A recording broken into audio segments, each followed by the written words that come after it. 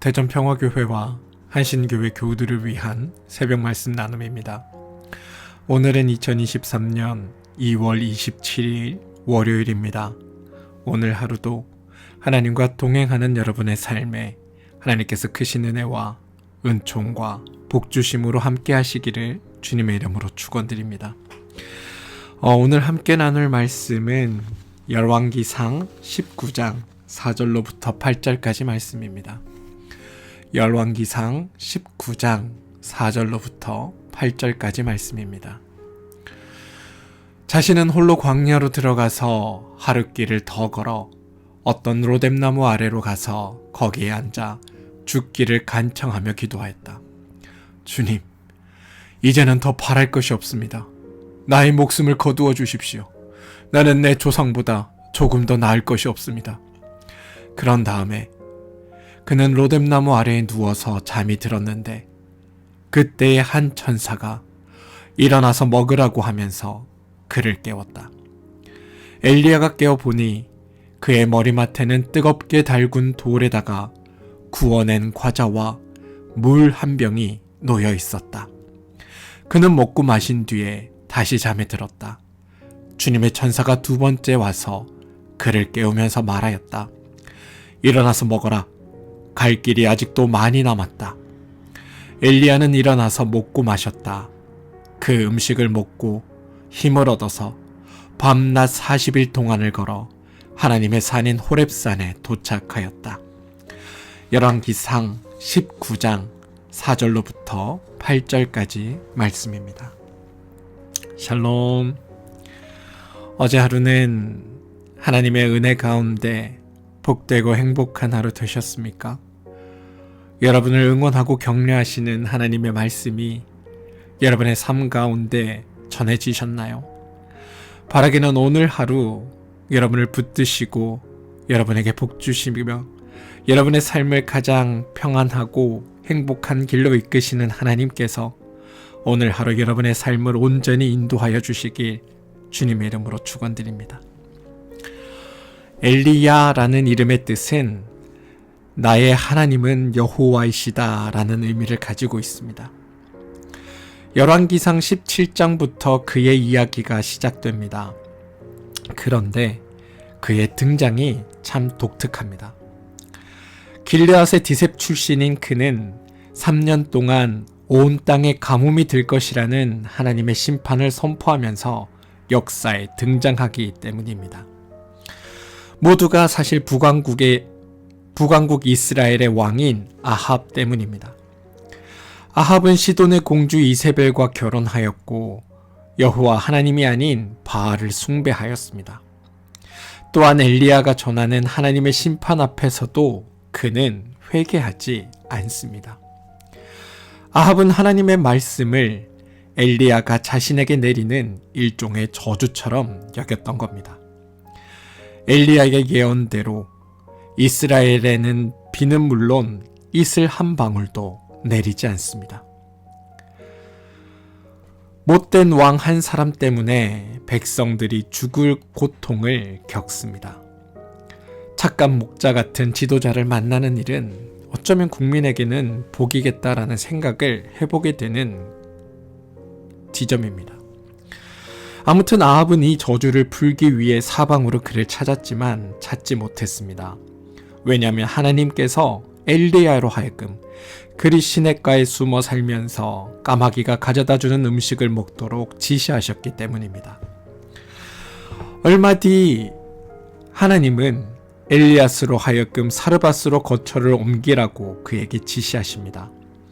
마침내 3년이라는 세월이 다 채워진 날 하나님은 박해를 피해 숨어있던 엘리야로 하여금 아합 왕 앞에 나서도록 지시하십니다. 그는 아합의 잘못을 꾸짖으며 왕을 구렁텅이로 빠뜨린 바알의 예언자들과 대결을 신청합니다. 바알과 아세라 예언자들을 갈멜산으로 모이게 한 것입니다. 거기서 여호와가 하나님인지 아니면 바알이 하나님인지 대결하자고 합니다.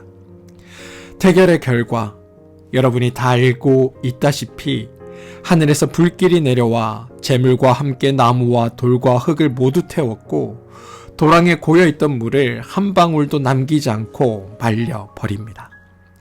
그리고 이 광경을 보기 위해 모여있던 백성들은 여호와께서 참되신 하나님이라고 부르짖었습니다. 바알의 예언자 450명을 모조리 처단한 엘리야는 아합에게 비가 올 것이라는 소식을 전합니다. 그리고 마침내 3년 가뭄은 끝나고 이스라엘 전역에 큰 비가 쏟아지기 시작했습니다. 사마리아로 돌아간 아합은 아내 이세벨에게 엘리야가 한 일을 전합니다. 그 이야기를 듣고 분노한 이세벨은 엘리야에게 전가를 보냅니다. 내가 예언자들을 죽였으니 나도 너를 죽이겠다. 내가 내일 이맘때까지 너를 죽이지 못하면 신들에게서 천벌을 달게 받겠다. 아니 그보다 더한 재앙이라도 그대로 받겠다. 이게 열왕기상 19장 2절의 이야기입니다.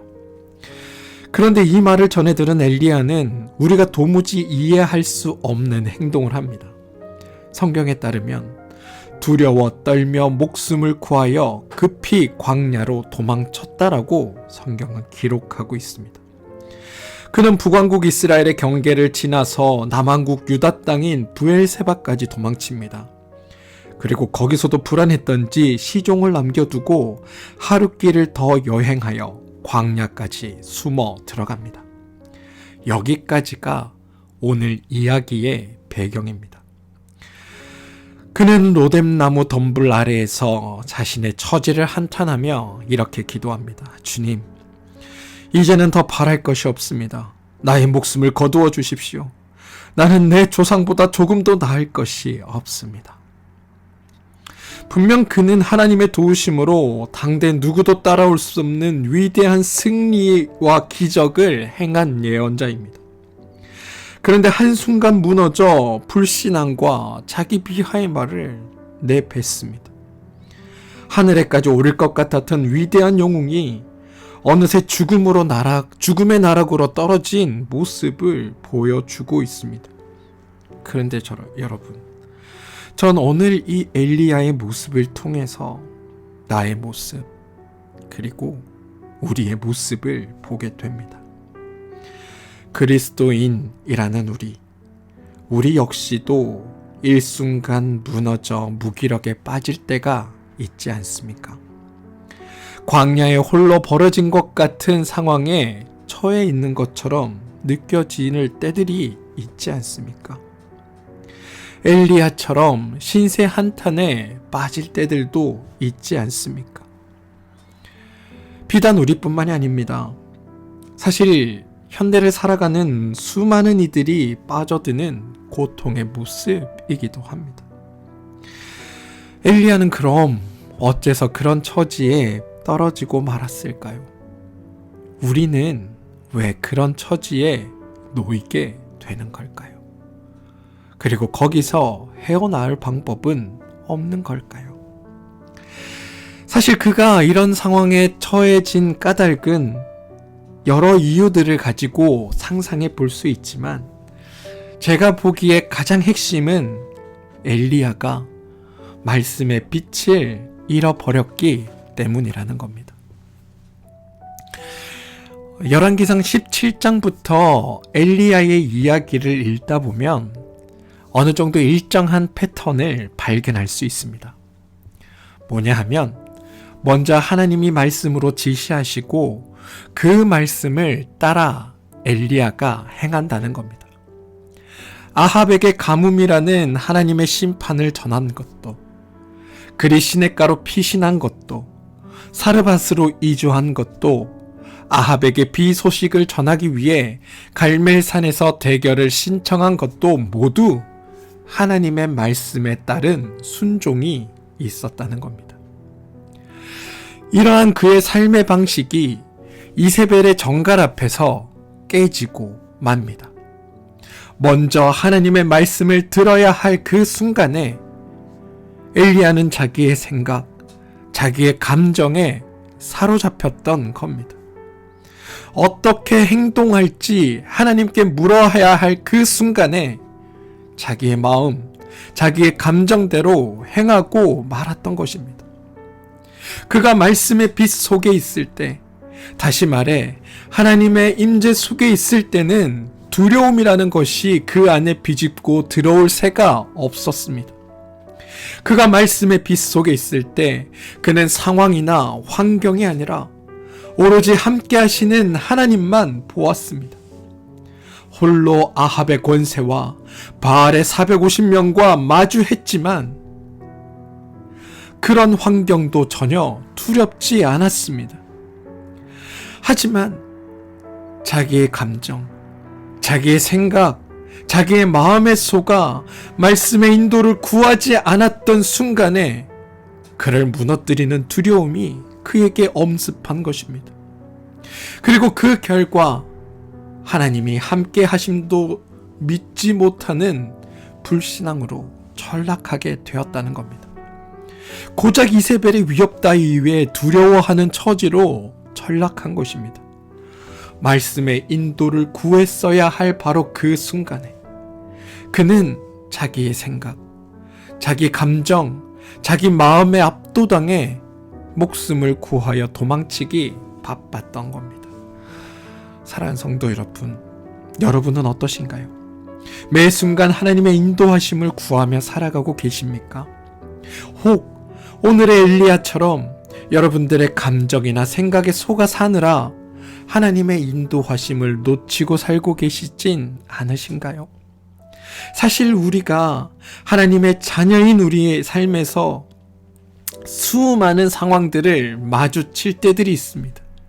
그런데 우리가 기억해야 할 것은 그 상황들 가운데 우리가 결코 혼자가 아니라는 사실입니다. 무슨 말이냐 면 하나님은 그 어느 순간에라도 우리와 함께 계시다는 것을 기억할 수 있어야 한다는 겁니다. 우리가 하나님 속에 있을 때, 말씀의 빛 속에 있을 때, 하나님의 인도하심을 받으며 살아갈 때 우리도 살고 다른 이들도 살리게 되지만 우리가 말씀의 빛을 잃어버리는 그 순간에 제 아무리 위대한 영웅이라 하더라도 인생의 고난에 처하게 되는 겁니다. 만일 오늘 여러분의 삶 가운데 어떻게 해야 할지 모르는 일이 있다면, 어디로 가야 할지 그 방향을 찾지 못하겠다면, 어떤 선택을 해야 할지 도무지 모르겠다면 먼저 하나님의 인도하심을 구하시길 권해드립니다. 먼저 주님 앞에 기도하셔서 하나님께서 나의 삶을 이끌어 주시기를 기도하시길 권해드립니다. 주님의 인도를 구하시기 바랍니다. 그러면 여러분, 우리와 함께 하시는 하나님께서 우리의 삶을 복되고 아름다운 삶으로 인도하십니다. 오늘 도망자 신세로 전락해 심신이 지칠 대로 지쳐서 차라리 죽기를 바라던 엘리야를 하나님은 그에게 잠과 음식으로 회복시키십니다. 그리고 그가 먹은 음식은 그가 준비한 것이 아니라 하나님이 그를 살리시려고 마련해 주신 음식입니다. 이 말은 우리가 상황과 환경에 휘둘리기보다 말씀의 인도를 하나님께 청하면 하나님께서 우리를 살리시고 회복시키신다는 사실을 의미합니다.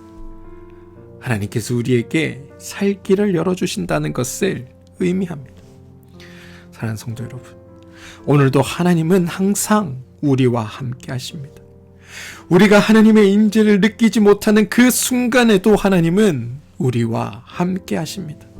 바라기는 오늘 하루 여러분의 삶에 하나님의 인도하심을 구하며 주님이 주시는 힘으로 여러분의 삶을 회복해 나가는, 바른 길을 향해 나아가는 일들이 여러분 삶 가운데 있게 되기를 주님의 이름으로 축원드립니다.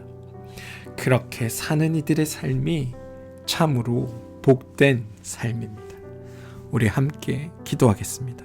하나님, 우리의 삶이 생각과 기분과 마음에 따라 살다가 하나님의 인도를 잊고 방황하며 그 때문에 지쳐 주저앉을 때들이 있습니다. 하나님의 위대한 대언자였던 엘리야조차도 말씀의 빛을 잃어버린 후 두려움에 사로잡혀 무엇을 해야 할지 몰랐던 것처럼 우리 역시도 종종 그런 상황과 마주하게 됩니다. 그런데 주님, 그럴 때마다 내 삶을 인도하시는 하나님께 나의 가야 할 길을, 삶의 방향을, 일의 결정권을 주님께 맡기는 지혜를 허락하여 주시길 소망합니다. 그래서 내 마음, 내 생각, 내 뜻이 아니라 주님께서 내 삶의 방향을 이끌게 하시고, 그래서 주님 주시는 힘과 능력을 가지고 세상을 살아가게 하소서. 하나님이 항상 나와 함께 하신다는 믿음을 가지고 살게 하시며 하나님의 선하신 인도 가운데 복된 길을 걷는 우리가 되게 하여 주옵소서. 예수님의 이름으로 기도합니다. 아멘. 오늘 우리가 함께 중보하며 기도할 제목을 나누겠습니다. 첫 번째는 몸과 마음의 힘듦으로 인해 어려움을 겪고 있는 우리 교우들을 위해 기도합시다. 우리 교우들의 삶에 하나님 함께해 주셔서 그들의 삶을 지켜주시고 그들의 연약한 육신 위에 하나님 힘을 주시고 회복시켜 주셔서 그들이 일어나 주님과 함께 걸을 수 있는 그런 육신의 건강함과 마음도 허락해 주시고, 또한 어찌할 줄 몰라 주저앉아 있는 우리 교우들에게는 하나님께 가야 할 길을 묻게 하는 지혜를 주셔서 그들이 주님의 말씀에 따라 한 걸음 내딜 수 있는 용기를 허락하여 주시고, 그래 그들이 삶이 하나님 안에서 온전히 회복되는 일들을 경험하게 되는 복된 날이 되게 해달라고 여러분 기도해 주시기를 부탁드립니다. 우리 자녀들을 위해서도 기도합시다. 우리 자녀들의 삶에 하나님께서 선한 인도자가 되어주시고 선한 이끄심으로 우리 자녀들과 함께하여 주셔서 우리 자녀들이 살아가는 그 삶이 복되고 아름다운 삶을 향해 나아가는 귀한 여정이 오늘 하루 그들의 삶 가운데 있게 해달라고 기도해 주시길 바랍니다. 여러분이 하시는 일과 사업체를 위해서도 기도하시기 바랍니다. 여러분의 일과 사업체를 선한 뜻 가운데로 이끄시는 하나님께 맡겨드리고, 여러분이 하실 중요한 결정 앞에 하나님 앞에 먼저 기도함으로 하나님의 이끄심을 구하시고, 또 하나님의 이끄심 속에 여러분의 삶들이 더 복되고 아름다운 일들로 만들어져 가는 것들을 경험하게 되는 놀라운 일들이 오늘 여러분이 하시는 일과 사업체를 통해 나타나게 되기를 기도하시기 바랍니다. 한신교회와 평화교회를 위해 기도해 주시기 바랍니다. 두 교회가 하나님의 선한 뜻, 하나님의 크신 계획, 하나님께서 바라시는 그 기쁜 일들 가운데 쓰임받는 교회가 되고, 또 하나님이 바라시는 일들을 위해 합력하여 선을 이루는 교회가 되게 여러분 기도해 주셔서 두 교회를 통해 이루실 하나님의 놀라운 뜻을 모든 성도들이 함께 보며 나아가는 일들이 있게 해달라고 여러분 기도해 주시기 바라고, 담당하고 있는 목회자들을 위해서 여러분 기도해 주시기를 부탁드립니다. 나라와 민족을 위해 기도해 주시고, 시리아와 튀르키예의 지진으로 인해 힘들어하고 있는 그 나라 사람들에게 참된 희망이 있게 해달라고 기도해 주시고, 러시아와 우크라이나의 전쟁이 빨리 종식되어 이 땅에 참 평화가 있게 해달라고 여러분 기도해 주시기를 부탁드립니다. 사랑하는 성도 여러분, 우리는 어느 순간에도 어떤 상황에서도 하나님의 인도하심이 있다는 사실을 잊지 마시기 바랍니다. 도무지 모를 때엔 주님이 답입니다. 하나님께 물으시고 하나님의 이끄심대로 순종하며 따라가는 여러분들의 삶이 오늘 하루 여러분들에게 드러나게 되기를 소망합니다. 그 주님을 믿고 나아가는 삶이 복되고 아름다운 삶으로 향하게 되기를 소망합니다. 그러니 여러분, 오늘 하루 하나님의 인도하심에 여러분의 삶을 맡겨드리고 주님께서 원하시는 길로 당당히 걸어갈 수 있는 믿음의 사람들 되어주시길 주님의 이름으로 축원드리겠습니다. 함께 기도합니다.